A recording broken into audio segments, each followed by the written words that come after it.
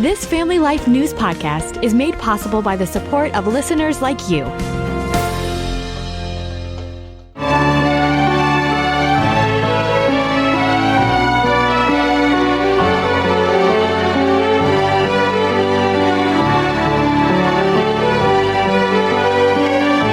Welcome back to a very special edition of Capital Connection. We're counting down the top 5 news stories of 2024 with the Capital Connection crew. They are Michael Geer at the Pennsylvania Family Institute and Jason McGuire with New York Families. Well, gentlemen, let's take a walk down memory lane, shall we, as we look back at the stories that made the biggest splash the past 12 months, and we'll ping pong back and forth.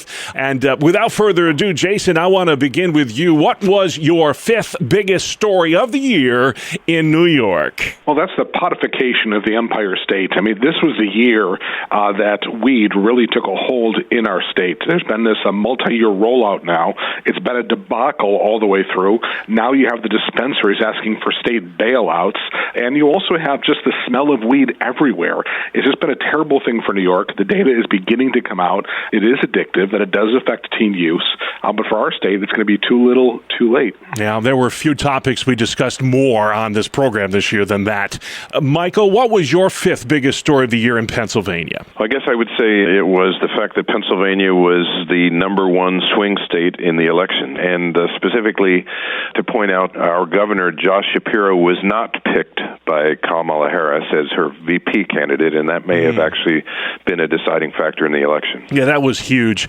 So we got 1 down, 4 to go. Michael, let's go back to Harrisburg for your 4th biggest story in Pennsylvania in 2024. Well, this is also election-related in some measure and also just policy-related, and that's the subject of abortion in Pennsylvania. It was used as campaign fodder in so many different ways, and it was not as big an issue in terms of winning for Democrats as it was in the past. We had the Scott Perry race where abortion was a major issue, Scott Perry, Janelle Stelson, and she relied entirely on the abortion issue to try to push her over the top and beat this incumbent, and that didn't work.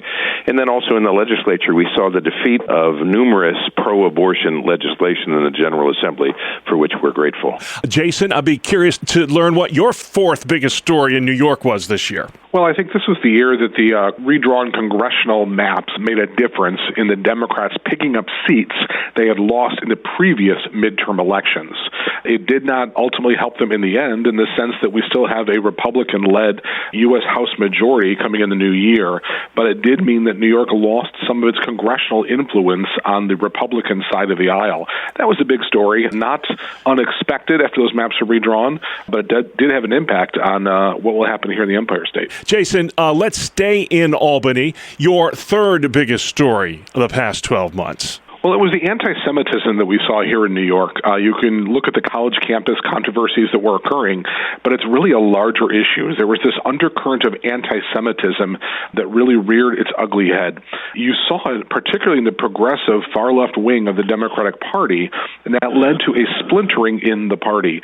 It also allowed those on the right, particularly the evangelical community, to stand alongside its natural ally in Israel, and it really has just drawn a line between the two camps regarding this issue. It reminds us that we have to ever be vigilant against those who would be anti-Semitic in their attitudes. Yeah, I remember back in the spring, that was a major issue in both New York and Pennsylvania. And if you're just joining us, this is our special year in review edition of Capital Connection. We're counting down the top 5 stories of the year from New York and Pennsylvania with the Capital Connection crew, Michael Geer with the Pennsylvania Family Institute and Jason McGuire with New York Families, who you are every Friday throughout the year on Capital Connection. Michael, what was your 3rd biggest story in Pennsylvania? Well, I think I'd have to point to the issue of girls' sports and the transgender issue and the ideology behind that impacted in so many different ways here in 2024 with school boards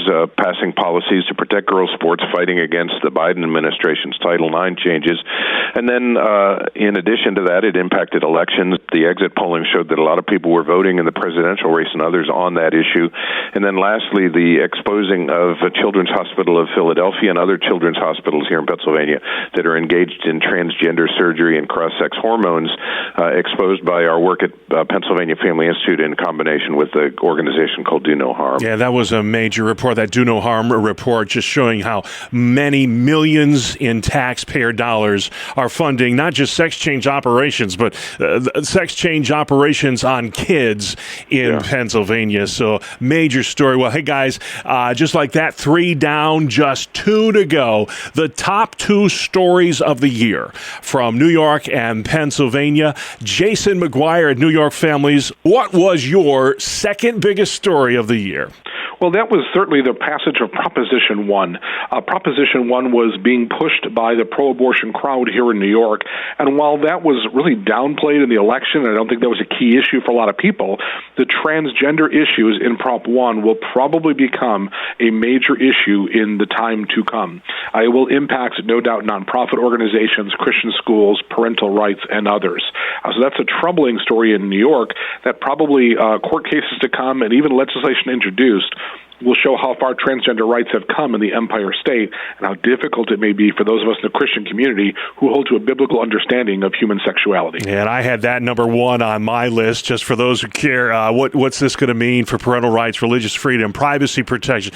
Definitely Proposal 1, a major story in New York this year. Michael Geer at the Pennsylvania Family Institute, what was your second biggest story of the year? Well, I'm coming back to elections, and it's 2 particular races that I'm going to point to. First, the U.S. Senate race that saw the Republican challenger defeating Bob Casey, with Dave McCormick being the ultimate winner after a long, protracted count in that regard. But I also want to point to the win for Dave Sunday as Attorney General in Pennsylvania. This is the first time that all 3 row offices, the statewide offices, Treasurer, Attorney General, and Auditor General, are held by Republicans. And Dave Sunday's position there as Attorney General is going to mean a lot for religious liberty and pro-life ministries. All right, drum roll, please. We have got to the final one, the biggest story of 2024 in New York and Pennsylvania. Jason McGuire, what was the top story this year? Well, I'd like to end a little bit of a hopeful note. So let's talk about the lightning of the blue here in New York.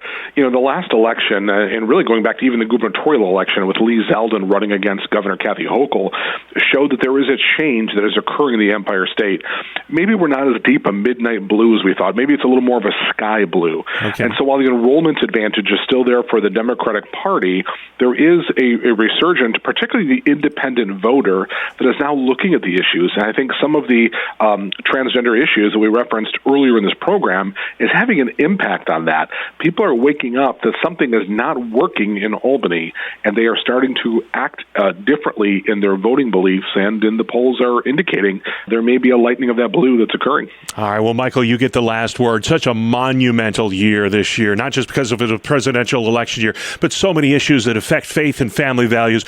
What did you decide was the biggest story of 2024 in Pennsylvania? Well, coming out of Pennsylvania, there's no question that the number 1 story was the attempted assassination on President Trump at the Butler Fairgrounds, and his iconic fight as he stood after being hit, grazed by that bullet, really galvanized, I think, his election campaign and really awoke people to what was going on in our country. So I think that was number 1. I also just put a little addendum in terms of big news, is Luigi Mangione being picked up at that McDonald's in Altoona. So another big headline grabber for Pennsylvania. Yes, it was. And boy, what a year it was, guys. And before we go, since it is the end of the year and a lot of folks look to do some end of the year giving, I can't think of 2 more worthy ministries to give to than your guys' ministries, New York Families and Pennsylvania Family Institute.